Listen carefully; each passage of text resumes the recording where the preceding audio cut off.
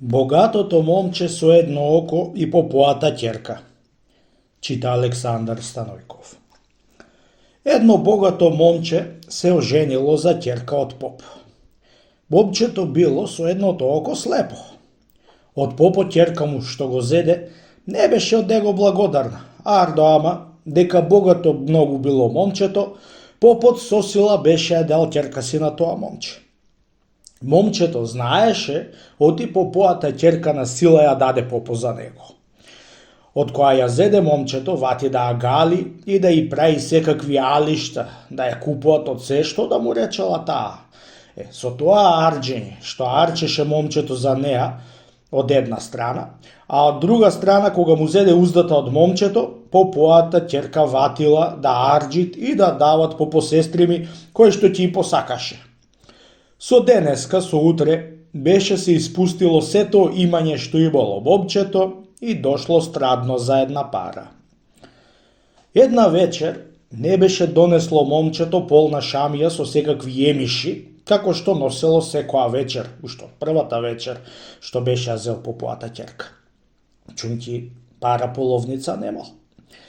Кога виде таа оти не донесе емишлак, беше му се опулила накриво и беше го обесила носот како некоја мисирка. Чекај, ќорче еден, беше си рекла сама со себе. Ти да видиш утре вечер што ќе ти сторам, ако не ја донесиш полна шамијата со емиш. Утре вечерта беше ја затворила портата на клуч и беше се солнала, заскрила зад порта и гледала низ една дупка дали ќе носит мажот ја полна шамија со емиш. Ето го мажот ја кај си идел и таа вечер без емиш. Дошол до порта, турнал на мандало да отворит, гледат портата затворена на клуч. Стропал со чукалото и дал вик. Попоата ќерка од зад порта. Кој е тој што клука на порта? Јас сум, мори невесто, отвори портата, што си ја заклучила? Му рекло момчето. Море, арно си ти, туку кој си ти да име каже се? Му рекла попоа ќерка. Ами што да ти се кажам на име, зар не ме познаеш, оти сум момчето твое? Море, човече бре, му рекла, моето момче со две очи беше, а не како тебе што си со едно око. Од кога го устреми со тој збор, си влегла дома и го оставила момчето надвор од порта. Сиротото момче клука и никако невестата му не отвори портата.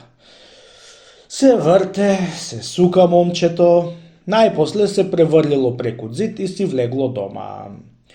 Зел да ја зборува и да ја суди, оти да му велит, моето момче со две очи беше, а не со едно како тебе. Бог ме мажу, право што е право. Јас до сега не сум те видела, а ти си бил со едно око. Чунки секоја вечер кога да дојдеше од чаршија со шамијата полна емиш, јас се во неа се пулев. А пак едни пати се пулев во алиштата што ми праеше. Ти ќе од тоа не ти се пулев во очи за да те видам, али си слеп. А пак сега, чунки не ми носиш емиш и не ми правиш алишта, ти ќе се во очите се пулам, да од тоа те видов оти си со едно око. Кога чу сиротото момче, богато и после осиромашено од несвесната, разгалена попоа ќерка тие зборови, си наведе глава и ни црна ни бела не проговори од големата мака што му падна.